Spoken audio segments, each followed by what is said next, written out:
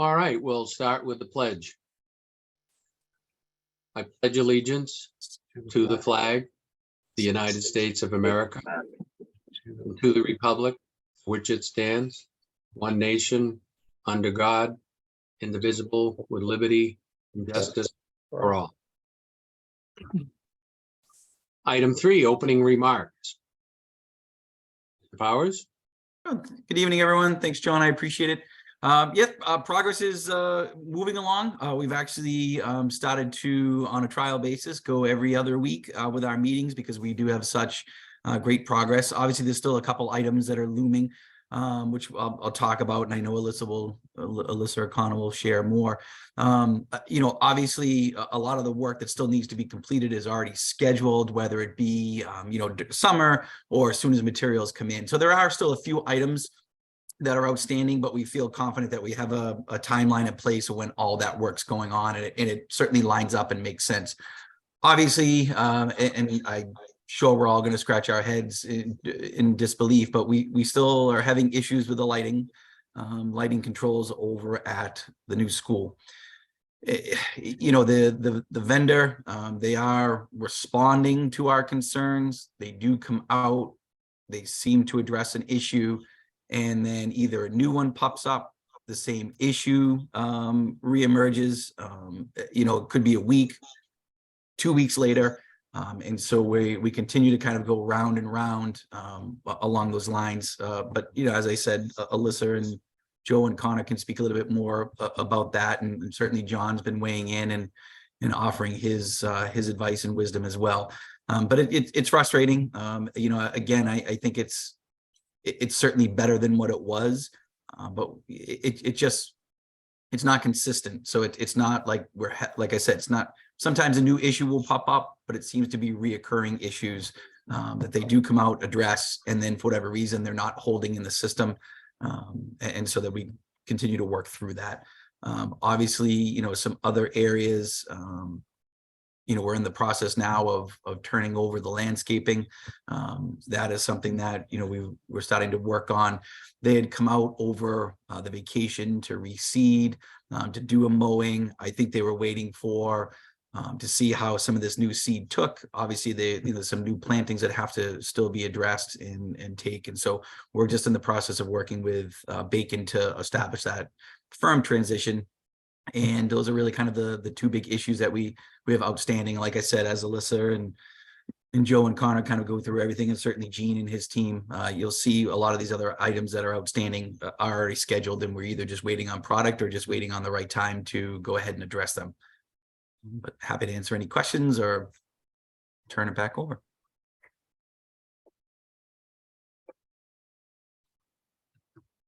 All right, well, I don't see any questions, so thanks for the update, and I'm sure we'll get into some of them, right? Yes. All right, I'm going to move on to item 4, approval of the previous SBC meeting minutes, April 10th, 2023.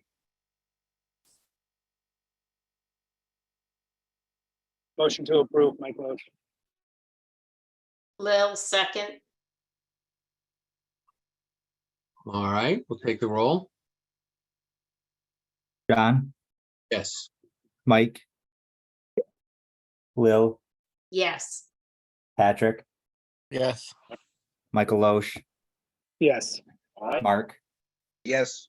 Thank you. The motion was approved. Thank you. Okay, moving on to item 5, OPM update. Alyssa? All right. Can you see my screen? Yeah. Whoops. Okay. So we continue to wrap up the remaining work items at the school, continuing to track our warranty and punch list items. Most recently, we had the commissioning agent come and do a roof inspection and an infrared scan of the roof. So the items that came out of that are being addressed. We're going to do a final walkthrough when all of our work is completed, just closing out our punch list items. We continue to track a Google form with deficiencies and concerns right now. We've got master list of all the smallwares that were ordered on the project and trying to identify if items were back ordered or paid for and never received. So we're going through that process right now just to wrap up the smallwares discussion. Bacon returned to the site to install the cedar fence on the property. They actually found that the wood was in good condition. I believe there was one fence that they were going to address. So they'll be working on that. Central Nurseries returned to do a mowing, a reseeding, and replanting of dead plants. They will be returning once more in the near future. Carrie is working on getting a date for either this week or next week for them to return for the maintenance of the landscaping. We had McNulty Construction on site. They did pavement, the pavement markings in the road, and they'll be returning in June to finish the playground games within the fence area on the playground. We did recently get a statement from Cooper Lighting that they were completed with programming. We then had GGD go in and look at the programming and found that there were a lot of items that were still incomplete. Over the last week or so, they've gone in and continued to work on that programming. And I believe the statement was that GGD believed they were 90% with the programming, but not necessarily having demonstrated that the sequence of operations and the function of the lighting was completed. And I know I spoke to John Bertecki earlier today again about it, and I know he had some thoughts. Basically, we were at a point where we put Cooper Lighting on notice. Again, they're owned by the subcontractor, the electrical subcontractor system. So we put them on notice a few months ago. We've continued to meet with them. They've come on site. And like Ryan said, it's been very inconsistent. The lights will work for a couple days, and then we'll find some site lights popping on in the middle of the day, or certain areas of the building will randomly stop working with the controls that they're supposed to have. So our next step is going to be to continue meeting with Cooper Lighting to get to the bottom of what is stopping them from 100% completely getting the program up to speed. The commissioning agent was on site.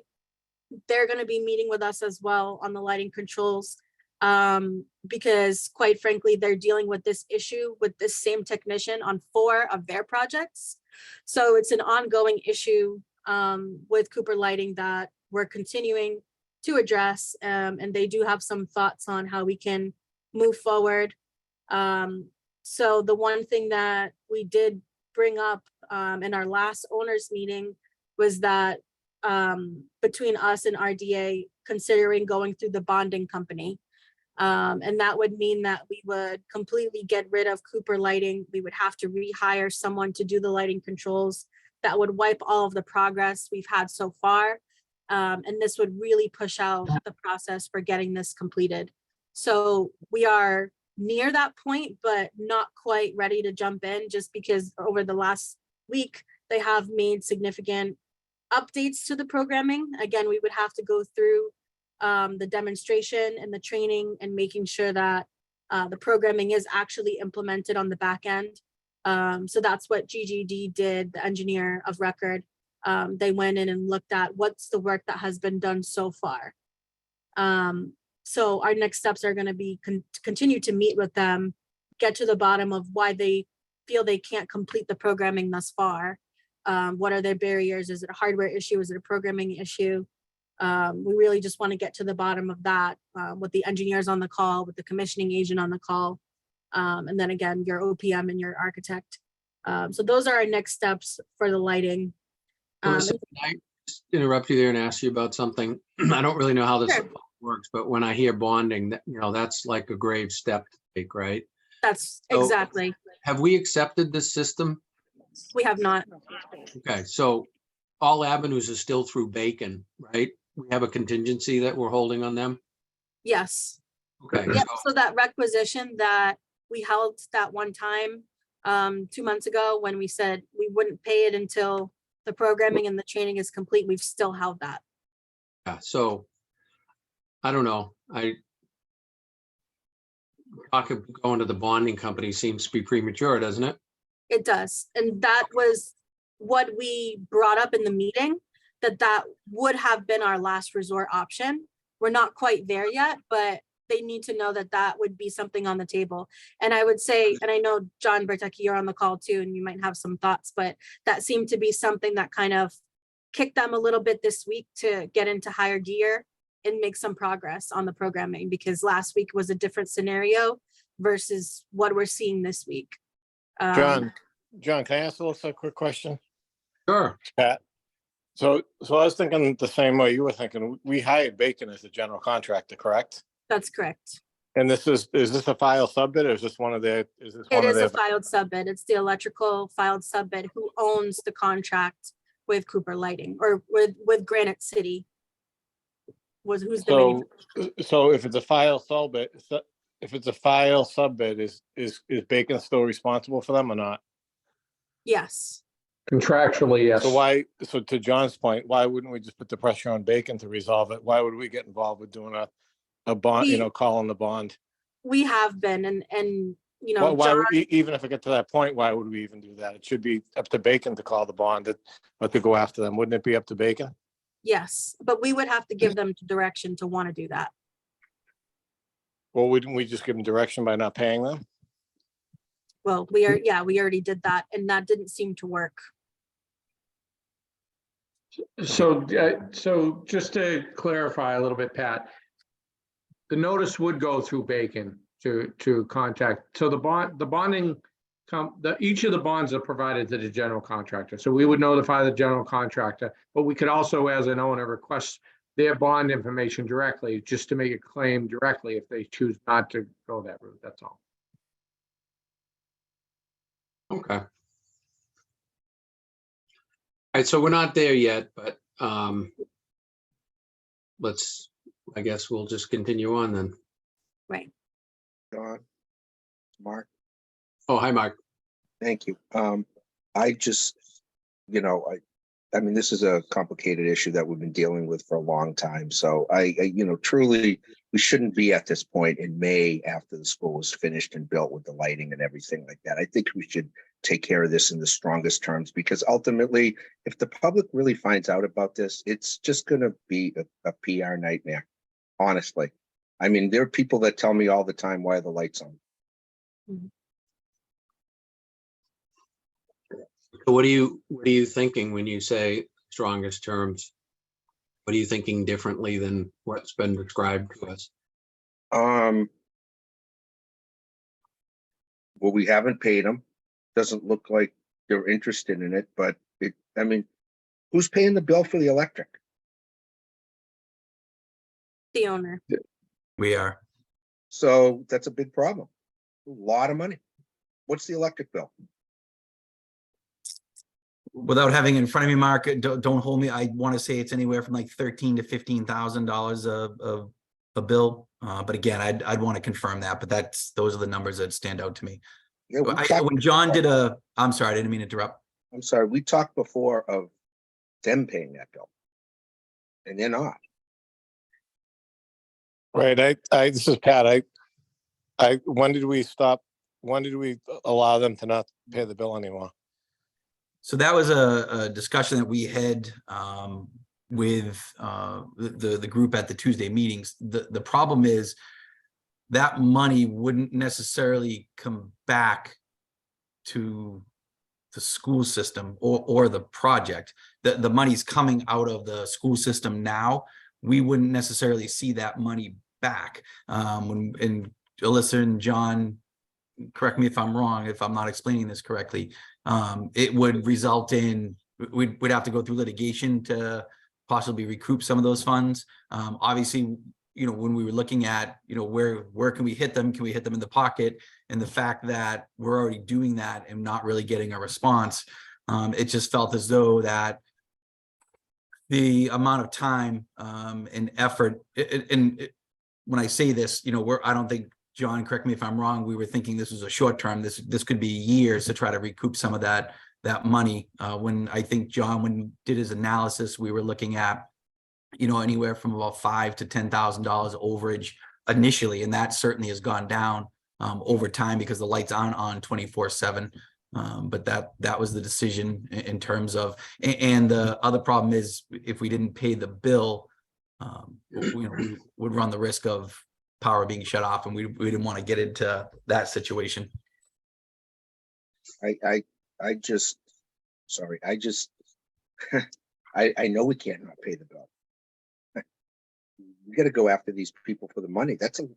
I mean, what would the difference be between what we're paying and if the thing actually worked properly? Did we know? That's the analysis that we are working on. Because we went from a point where we were having lights on 24/7 for a couple months. And then we went from a point where that was no longer the case. So we have to compare the energy usage between when that was happening versus now. So we've also asked them to look into providing us hardware and drivers and bulbs to replace the long-term use of those items. If we had to replace them, they would strike us a deal. And again, this is something that's ongoing because it's just recently that, the bills have changed. I know, but they're not striking us a deal. We're getting nailed to the wall with this. Seriously, I mean, we're how many months after the project was supposed to be completed?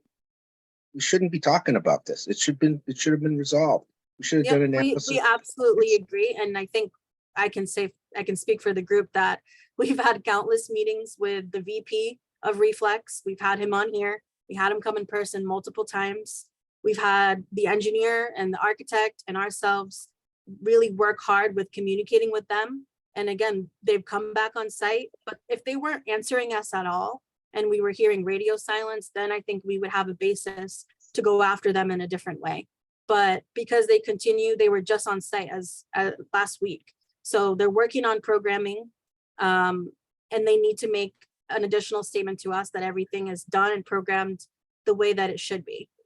And that's what we're working through right now. Again, the engineer of record was in the system last week. He got remote access just about a week ago to look into the back end. And this was something that we'd been working on as a method to see what's the work that has actually been done in the program to get to this point. And it didn't look great last week. Over the weekend, they put in significant work. And the statement that we got was it appears to be 90% done. So until they tell us it's 100% done and they're demonstrating that it's working, we don't know that it is. I'll double my salary for this committee from 0 to 0. Next month, we're going to be having this conversation. I don't believe them. So, Alyssa, a couple of things.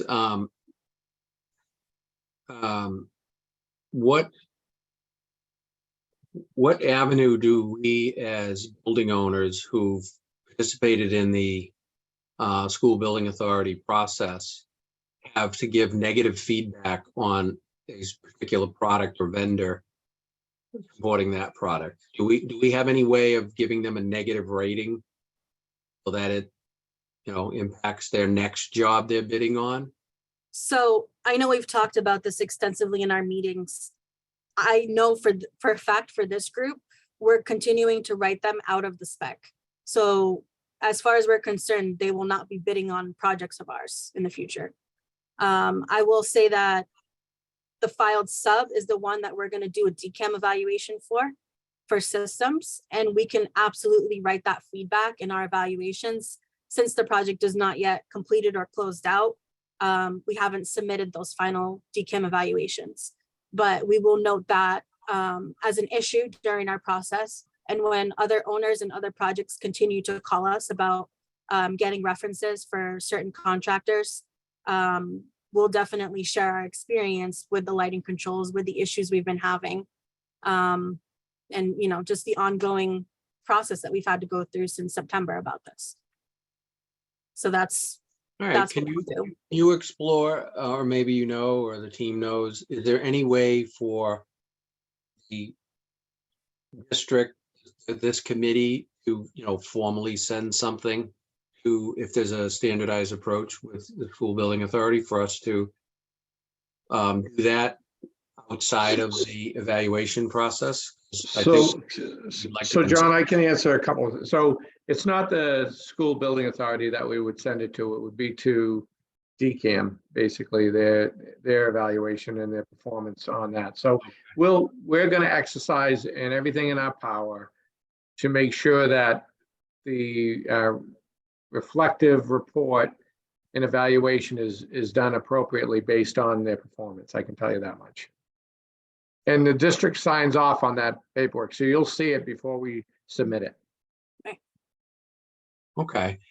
And then the other question I had was on the retainage that we have with Bacon, because that's who we have the contract with. How does that work?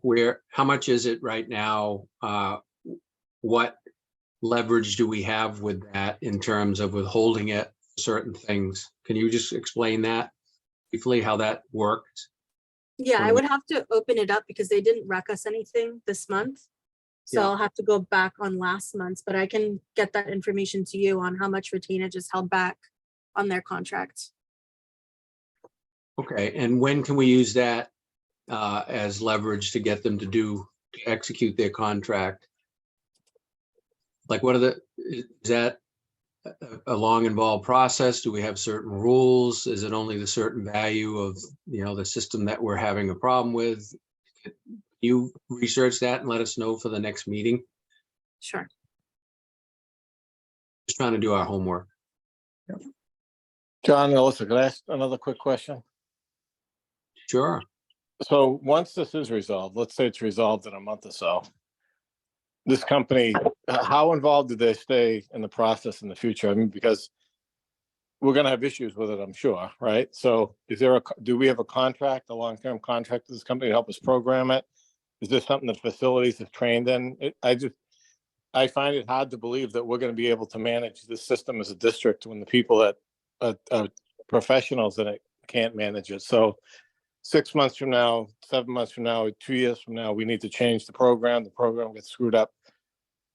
How do we do that? Do we have a contract? Who's handling that for us going forward? So there will be a training for the owner once the work is completed, and that will be done by Cooper Lighting. They'll give you an operations and maintenance manual that you'll have. So you'll have a resource on site available to you, and they'll give you a call number for service. I can't guarantee that they're going to be super accessible after they leave the site, but that part is out of our control. They were hired as a subcontractor of a subcontractor of a subcontractor. So my recommendation would be to maybe go through someone else who is more responsive and available to help out with the lighting controls. We do have a commissioning agent. We do have an engineer. I would definitely get some information for the owner anyway, of people to call other than Cooper Lighting. So we can explore that. The pay requisition number 27 through period 331, the retainage was $837,977. So again, maybe you can do some homework and let us know of that, how much of it is in play for issues that were unsatisfactory, that are unsatisfactory to the owner. We'll do that. Well, so I want to listen some more to finish my thought, but is there a way that we could negotiate, for their delay, if we can't get money back for utility bills or something? Is there a way we could get a 2-year contract or maintenance contract or something out of them? So that the system seems like it's so complex, the people that are trained to install it can't even manage it. I can't imagine that we're going to have people that can learn this, and even the smartest people learn this that quickly.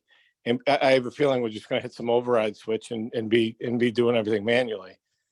Is there a way we can work with them to get, because of this snafu and this difficulty managing the system, we can get a contract with them for a couple of years instead of reimbursement to maintain this thing for us for a while?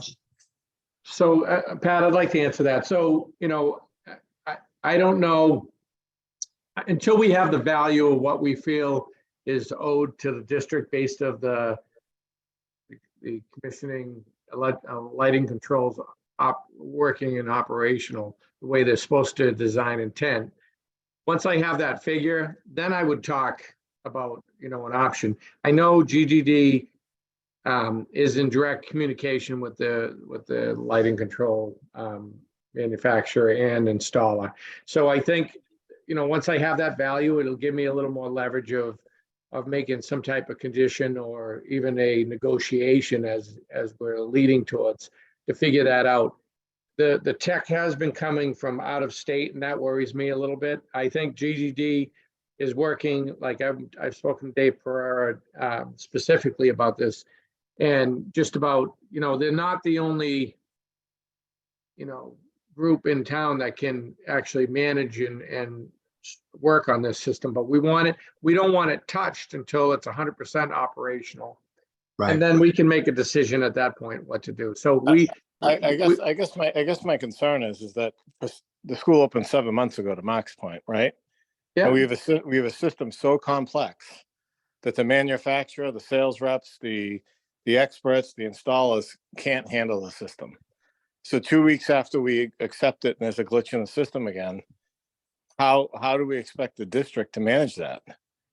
If this system is that, if this system, Pat, what's that? can I jump in, please? Sure. Yeah. What has come to light is that up until last week, the system was not really programmed, which is why we had all the glitches. It was Frankenstein together. And that's when we had a firm conversation with Bacon and Systems Contracting about the bonding company and the like, because it didn't matter what happened, it wasn't programmed. So this system has gone from almost 0% programmed to 90% programmed in a week because they're paying attention, because we threatened to go to the bonding company. So I don't think it's a case, Pat, that it's so complicated they can't even figure it out. It just was never programmed. So once it's programmed the way it's supposed to be, districts manage these all the time, but they have to be programmed completely 100% and demonstrated completely 100%. And then there's a warranty for them to be called and deal with any issues that come along. But many districts run their own lighting program systems once they're complete. So we're in a position right now where, believe it or not, they're paying attention because they've done 90% of the work in a week because they were paying attention. So that's where it's at. There are many avenues to get, like you want, like a maintenance contract or something, but we're not at that point because we don't actually have a system that we can talk to anyone about that's completely done. That's just my 2 cents on this whole thing. No, that explains it pretty well. My benefit anyways, Pat. I think we just need to let it go. The team's working on it. We have options. We're just not there yet to invoke any. But I would like, Alyssa, if you could do a little bit of that homework, just so we can be better informed Yes. when we're going to be talking about this next meeting. Does anybody else have any more questions on that one item? Because I interrupted. John, this is Lisa. I have a question. Sure. First of all, the faculty restroom on the second floor, the light goes off. It's not consistent on and on. I don't know if that's on your list for one of the lighting things. And my other question was that the mechanism for one of my shades broke like 2 weeks into school. I don't know if any other ones have broken. And I know Mark, the custodian, said he had ordered parts for it, but nothing has come in. Or it hasn't been repaired. I don't know if there's like a warranty on those shades or if anybody else has had issues with them or reported it to you.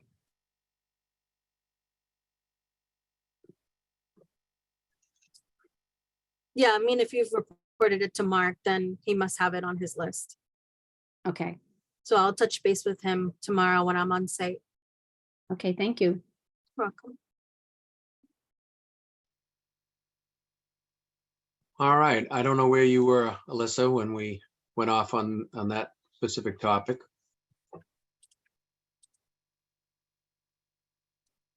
All right, so I just had some progress pictures that we wanted to share on the pavement markings that were done. So when these are in use, there will be a gate over here that will close down traffic to this area and a gate on this side as well. Just in case anybody was curious about access. We did have that new signage put at all the playground areas. No skateboarding, no bike riding, no pets, etc. We had the dedication plaque installed of George Mitchell here. So that was a good milestone. And then some updates of the gym, and it's also some signage that we put on those exit doors, saying that these are emergency exit only doors and the alarm will sound when they're opened. So we're just going through our remaining work items. We had a exterior door replaced at one of the entrances at the side. And then we have scheduled additional coats of sealer on the gym floor. That's going to be done over the summer break. And then we're going to be installing the gas submeter also in the summer. Again, we talked about the lighting programming. We're revising the fire alarm device maps, and we're waiting for the shipment of the panel board covers.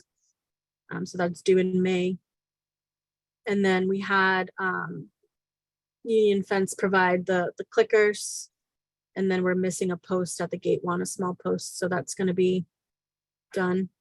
The quality check was done at the cedar fence, and then the remaining pavement markings will be done over the summer break. So we're just projecting out those next meetings, June 12th, July 10th, and August 14th. Hopefully those are just to pay bills at some point. And then just continuing to track our budget. We are on budget, we remain on budget. And then just continuing to track our pro pays. So we did begin our paperwork with the MSBA, our closeout paperwork to gather all our contracts, warranties, O&M manuals, financials. So we're going through that process now.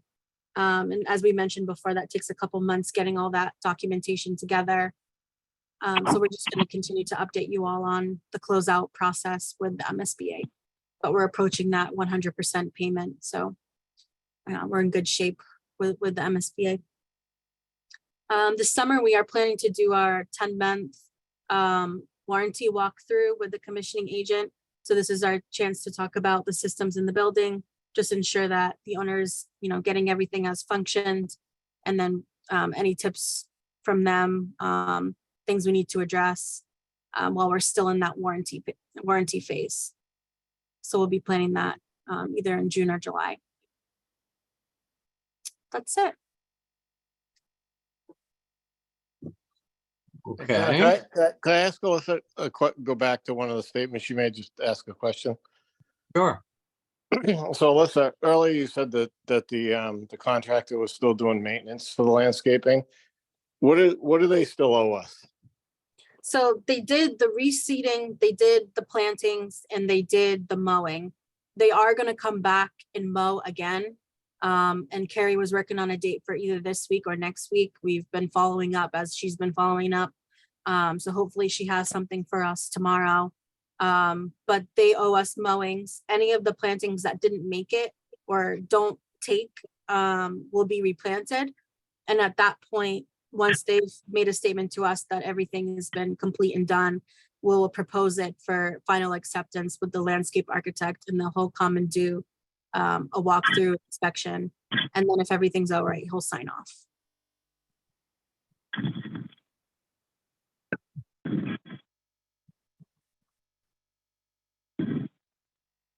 Alyssa, I lost you. Alyssa? Yep. I'm sorry, I lost you for a second. So either to you or Joe, the landscape company doesn't owe us an edge on the beds or anything. They can just leave it the way it is. What was On the the mulch question beds. again, Pat? Just to say that a little bit clearer. I didn't understand you. I think he was asking about if the landscape contractor owned edging on the bed. Yeah, typically, at the beginning of the stages, the answer is yes. They should have a clean edge along the bed edges where the mulch integrates to it. Because if you put, if you're there now, there's no clean edge in those beds. It's just, I figured after they established the grass that they'd be responsible for putting a clean edge on the beds before we took it over and would have to do all that ourselves. Yeah, Alyssa, we can put that on the list and we'll talk to the Yeah. landscape. We communicated that to Carrie today, so I spoke with her. And she's working on getting them back here either this week or next week, and that had already been in the works. But I let them know our feedback on that, so they'll be And- addressing that. And the fence was going to be reviewed by an outside fence company. And in the documentation that we've seen today, it was done by Bacon. Did an outside fence firm look at that for quality? Or was that? Their carpenter went out, their superintendent rather, went out and reviewed the fence. So Bacon, so I thought at the last meeting, we had agreed to have a fence company go out, or you said a fence company is being hired to evaluate it? They said that they were gonna do a third party, but they sent their superintendent. And we're okay with that? So we're looking the integrity of the installation of the fence. Is that what we're concerned about Yep. right now? Yep. I mean, we can call Southeast Fence just to have them take a look at the installation and just see what their opinion is on it. Yeah, I thought at the last meeting, that's how we had left it. So I didn't know if that, why that had changed, and Bacon just looked at it themselves. Well, I'm sure they were the responsible people. Bacon hired whoever that contractor was to do the work under their contract. So that's probably the reason why they looked at it. But there's no reason why we can't call a local fence vendor to come just for a third party review. Well, where did the question of the installation of the quality of the fence come up then? Was it from Bacon, or was it from you guys, or was it from somebody else? We had asked them to take a look at it after the fence blew over the first time.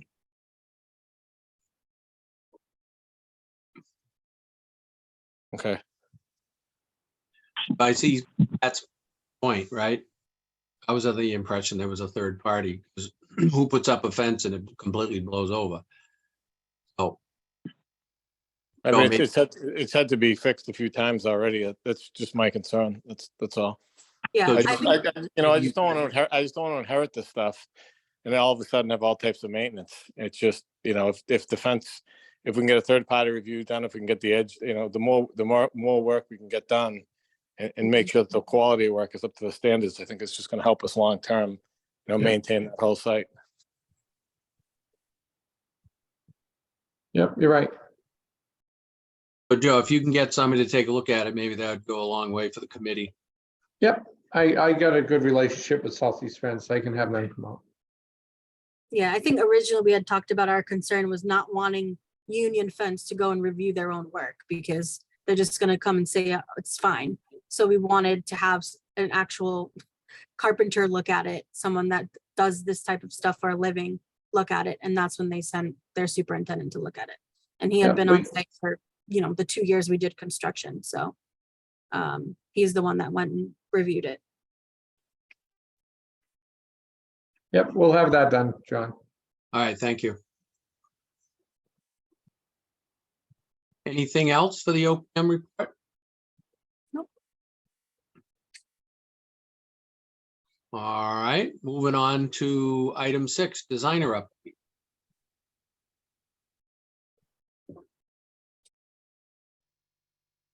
I really should have John give the report, because he's been out there at all the meetings, but as you know, he's out there helping deal with the outstanding issues. And he kind of freaked out about the lighting stuff last week, so I think stuff is happening.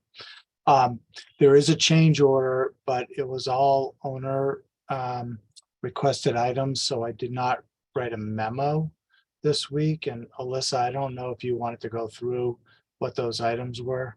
Sure, yeah, we have it on the agenda, so I can review it during then. I did send a short narrative in the email that went out on Friday, because again, the 3 PCOs were all owner requested.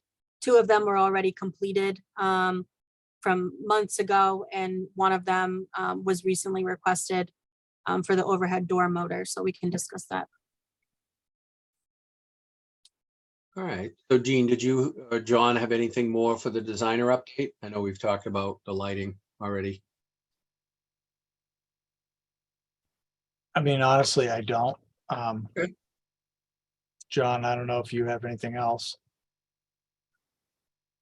No, my only issue is the lighting. Everything else is going the way it's supposed to go. So we dropped the hand grenade with the pin out of it with Steve Agostini and Mike from Systems, and on no uncertain terms, we told them that this is the end. It's over. We're going to take some drastic action, and we're not going to wait for you anymore. So the clock is ticking, and it seems to have produced some results. So. All right, sounds good. Any questions for the designer update?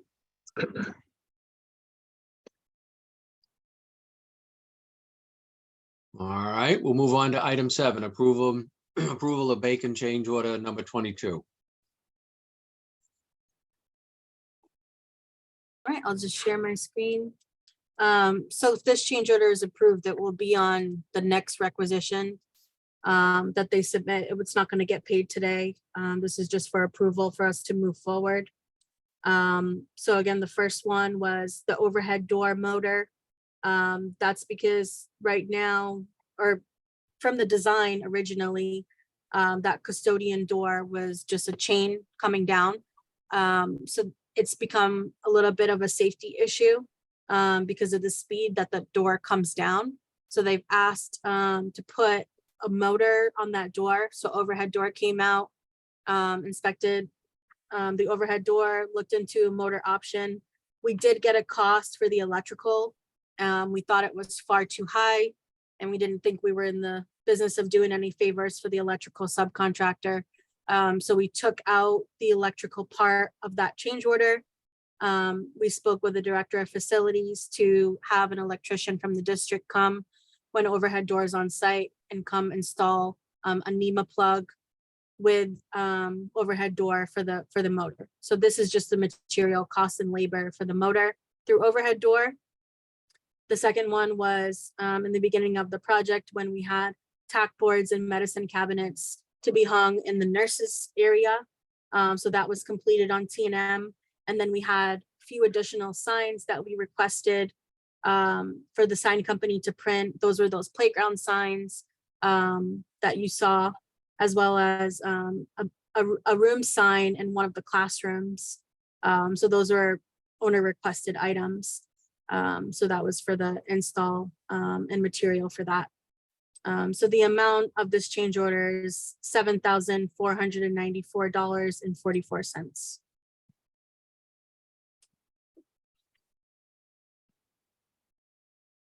Any questions on this item?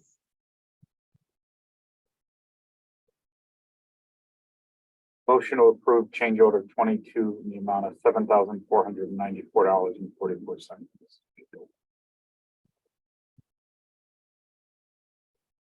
Second, Mike Loesch. All right, let's take roll. John, Yes. Michael Dolan, Yes. Lil, yes, Patrick, Yes. Michael Loesch, Yes, Mark. Abstain. Thank you. The motion was approved. All right, thank you. Item 8, report of the communication group. So we will be meeting with CHA this week or next to begin the transition to decommission the website, take all of the documents off of the website and give them to the town of Bridgewater as owners of the building. So those documents, photos will be turned over to them for either to put on their website or hard copies. It's certainly up to them. And obviously a copy of everything will be given to the district as well. So that is it. And I think I reported a couple months ago, the website does sunset. Contract ends in August, so we are wrapping up our charge as a communications group. All right, that sounds good. Any questions?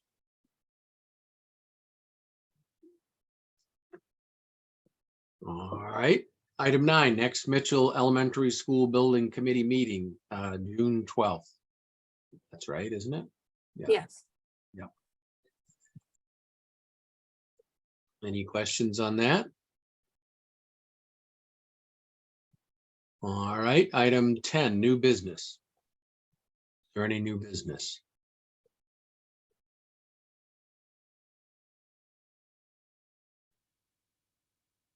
All right, seeing none. Item 11, public comment.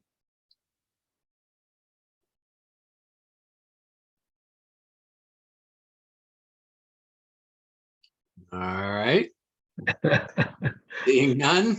Item 12 is a motion to adjourn. I want to thank everybody for attending tonight and all the hard work. Motion to adjourn. Second, All right, we'll take the roll. John, Yes. Michael Dolan, Yes. Lil, yes. Patrick, Yes. Michael Loesch, Yes. Mark. Yes. Thank you. The motion was approved. The meeting is adjourned. Have a good night, everyone. Thank you. Thanks. Bye-bye. Thank you.